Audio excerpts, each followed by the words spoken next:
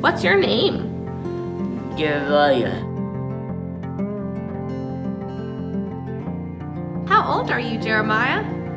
13. You are 13. Who do you live with, Jeremiah? Stacy and Jess. He was born 2 months premature. He was adopted right at birth. As soon as he was born, he was taken from his parents. Mom wasn't even aware she was pregnant. Drugs were an issue with both of the parents. He was placed with a couple who had several other adopted special needs children. They were known for, taking the kids in the community. He was in the hospital for 2 months. 6 of those were detoxing off the drugs, and then the rest was just because of his health impairments. Then he went home with them, and then when he was 6 years old, adopted mom passed away, from cancer, and adopted dad turned Jer over to the state. And I had taught him. I was the adaptive physical education teacher in Cabarrus County, which is in North Carolina. And he, I wasn't aware of any of this at the time. And he went into a emergency foster care. Well, about 2 weeks after that, we had a staff meeting that day. It was a day off school when we were in professional development. And his actual, K2 teacher was sitting behind me, one of my good friends, and was crying in the meeting. She was in and out on the phone. And finally, we had a break, and I'm like, what is going on with you? What's up? And she told me that the foster people weren't taking care of him. And so they brought all his stuff and just dropped him off at social services. And he was sitting at social services with a garbage bag full of his stuff. And that was it. They didn't have anywhere to place him. And it was funny because just that morning I had caught my mom on the phone trying to become a foster parent. And I was like, I just kind of looked at her and I'm like, let me make a phone call. So we had a break. So I went outside and called my mom. My mom was like, okay, let's do it. And I had seen Jeremiah, but it was only one time a week because that's when he had gym. And so he was not, what I knew about him at that time from personal experience was he was nonverbal. He wore diapers, his food needed to be blended, and he was 6.5 at the time. He's mobile, but due to only having one eye and one ear, his motor skills can be a little, questionable. So we were like, okay, we'll do it. So after the meeting, I went home, I picked up my mom, and we went to social services. We signed the papers, and the next day, I picked him up from school, took him home. I sat him on the couch, we watched cartoons, and I'm just kind of like, oh Lord, now what? It was crazy. It probably took about a year before I really bought into, okay, this is what parenthood's like. I just don't think I was necessarily ready yet to do that, but we have had him ever since, and it's awesome. And now it's hard to imagine what it was like before we had him.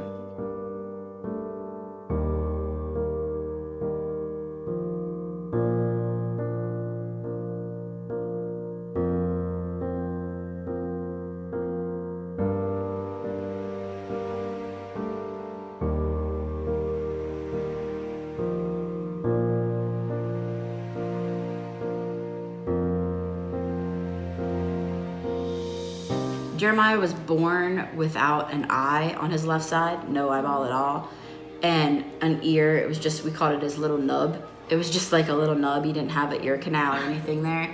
And we actually started taking him to Duke University Medical Center.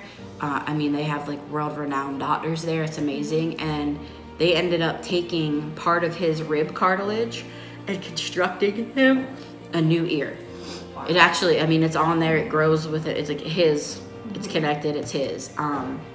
He wears a cochlear implant sometimes at school. He wears, it's called a Baha implant, and it is that when they did the ear surgery, they put that in as well, so he can hear, but he doesn't like to wear it at home. Same with his glasses. School is school, home is home. He's very separated. Is that a challenge for him, not wearing it at home? Do you see yourself trying to get his attention more and more? Not at all. That kid can hear me outside across the street. I don't understand. And his eye that he does have, he only has peripheral vision in. So a lot of times you'll see him, he'll swing his head, and that's just because he's trying to get the full view of it. But he can maneuver wonderfully. And he's getting ready to have some dental surgery done. Mm-hmm. So that's kind of where we are right now, because he's going to need braces, but some stuff have to happen before that can happen. What are some of Jeremiah's strengths? He is very social. He'll follow directions. He can adapt to change with no problems. He has no behavior issues. So he's very go with the flow. Okay, then what do you see some of his weaknesses are at home and in the school environment? A weakness is, I don't think just because he's so social, I don't necessarily know if he would have those boundaries. Mm-hmm. Like, he knows what's right and wrong, but I think if somebody came up to him and said, "Oh, Stacy told me to bring you here," he would go.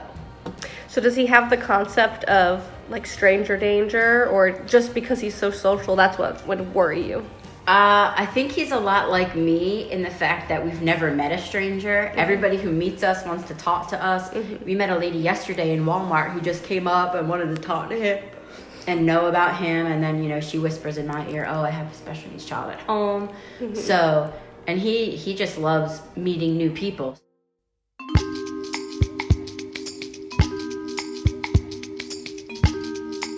The first observation was conducted at Rock and Jump, one of Jeremiah's favorite activities. Rock and Jump was hosting a sensory-friendly night. 2 friends went to this event with Jeremiah. Skills needed to participate in this community activity included walking up ramps and stairs, taking shoes on and off, putting socks on, jumping on trampolines, communicating and cooperating with friends and other community members, and jumping into and crawling out of foam pits. Jeremiah was able to take his shoes off and put on the given socks. Though he put his socks on, Stacy needed to rotate one of his socks so that the grip was on the bottom. He was very excited to play, so he was rocking back and forth and waving his hands. Jeremiah was able to walk up the stairs by holding the railing. Jeremiah was observed communicating with his best friends, as well as holding their hands to jump on the trampoline. Overall, Jeremiah exhibited age-appropriate social skills in this setting. Jeremiah lost his balance at time, but just laughed and stood back up. Jeremiah was able to jump into the foam pits by holding on to his friend's hands. He experienced slight difficulty getting out of the foam pit the first 2 times, requiring assistance from one of his friend's mother. After, he was able to get out of the foam pit independently. At the end of the day, Jeremiah was very well behaved when it was time to leave. He took off his socks but required assistance putting his shoes back on. The second observation was conducted at Walmart, where Stacy and Jeremiah were grocery shopping for the week. Skills needed in the grocery store include selecting a cart, pushing a cart, walking down aisles, locating grocery items on shelves, picking up the grocery items, placing them in the cart, going through a checkout line, placing items on the scanner, putting them into bags, and loading the car with the bags. Jeremiah pushed the cart for approximately 5 minutes out of 37 minutes. Jeremiah experienced difficulties pushing the cart in a straight path. He was directed to find items on shelves and put them in the cart. On some instances, Jeremiah was able to locate items quickly. On other occasions, Jeremiah needed verbal prompts to locate the items. Look, right there's the chocolate. He was able to pick up the items and place them in the cart gently. After they completed shopping, Jeremiah handed Stacy items to scan and put in bags. When they got into their car, Stacy opened the Jeep's back seat, and Jeremiah assisted handing Stacy 2 small bags, then got into the car. The third observation was done at Jeremiah's home in the morning. The family sat in the living room and watched television. After approximately 10 minutes, the family relocated to the dining room to eat breakfast. Stacy, Jess, and Joni, Jeremiah's guardians, prepared and ate cereal. Jeremiah requested oatmeal. Skills needed for eating breakfast include selecting food, preparation of food, determining which utensils to use, using a spoon, drinking from a cup, participating in conversations, cleaning up, and doing dishes. Jeremiah was observed selecting a spoon, carrying his drink that was already prepared from the morning, and sitting at a table. He did not help to prepare the food or serve himself. Stacy prepared the food, put the food in a bowl, and brought it to him. Jeremiah ate independently and participated in conversations with his family members. When he was done with breakfast, he brought his bowl to the sink and Joni did the dishes. After breakfast was over, Jeremiah walked to the couch and turned on the television, which was already on his favorite channel. Jeremiah sat on the couch with a blanket and watched Paw Patrol. After about 15 minutes, Jeremiah got up to use the bathroom independently. On his way back from the bathroom, he walked to the back door and let the dog in. After letting the dog inside, he resumed his spot on the couch. In conjunction with the previously stated observations, Jeremiah was observed on 5 separate occasions at school. Jeremiah loves school, his teachers, and his peers. A few skills students need in school include reading, writing, communication, collaboration, taking materials out and putting them away, flexibility with scheduling, and more. Jeremiah was observed in many different situations. The first occasion he was observed was during ELA time. Jeremiah sat at a back table where he used an assistive technology device to enlarge the screen of a smartboard. He was directed to read from a story that had both words and picture cues. The teacher read first, and Jeremiah pointed to the words on the screen and read after her. The second time Jeremiah was observed was during writing. He was practicing using his name stamp to write his name. He also received hand-over-hand assistance in writing vocabulary words from the ELA story. The third observation was during free time. Jeremiah engaged in free time activities with his classmates. He held conversations with his peers and his teacher. For a part of the time, his teacher directed him to build with blocks. He was able to find the correct blocks and build with the blocks with one of his classmates. The third observation was after school when Jeremiah was working with his vision therapist. He and his therapist were working on using a cane to walk up and down stairs. Jeremiah's therapist offered physical prompting using the least to most strategy. The last observation was immediately following lunch. His class held an early birthday celebration for him.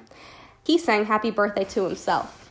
He ate a birthday snack independently, but did not serve himself or clean up.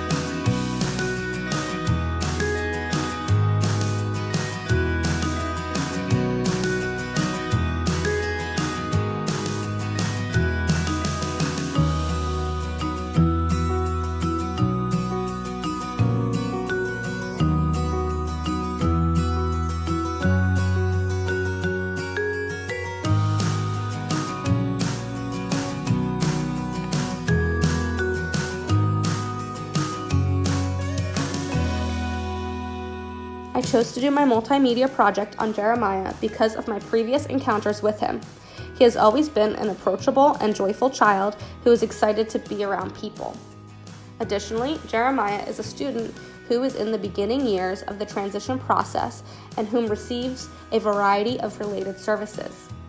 By completing the multimedia project, I was able to get a first-hand insight on a family's dynamic with a student with significant disabilities. Learning about Jeremiah's life story from birth to present was very eye-opening. I was taken back by what this family has gone through and experienced, as well as what Jeremiah has overcome. From speaking with Stacy and other parents of students with special needs, stories like Jeremiah's has happened more than what I previously thought. Learning Jeremiah's story has altered my perceptions on the complexity of individuals with significant disabilities. Further, seeing how positive Stacy and Jeremiah's other guardians were about pushing him to overcome boundaries was heartwarming. Many times, I have experienced parents of students with special needs who coddle their child or do not want their child to be pushed to be included. Jeremiah's family believes that he can achieve anything he wants to achieve, just as I do. By completing this project, I was able to see what a good relationship between school and home is like. Jeremiah's family and his teacher has a very open relationship and are very collaborative. From what I have learned through this project is that parental collaboration is key. Parents and guardians truly know the most about their child and what their child needs. Their goals, for example, most independence as possible, aligns with the goals of a good special education teacher. As a self-contained special education teacher, I extensively try to promote parental collaboration in my classroom. However, I have not had the same experiences as this family has had. The parents of my students are often not receptive to working together. Many parents I have encountered do not care, for lack of better words, to collaborate or participate in the decision-making process. I think this could be a result of the socioeconomic status of many of my students. Seeing what a good home-school relationship looks like made me feel very positive and reignites the desire to keep pushing for the positive relationship they have. One way I will promote collaboration is through home community visits. I currently attend any recreational sporting events that I can go to for the students in my class, but I want to build more of a relationship with my parents and get them excited about being involved in their child's education.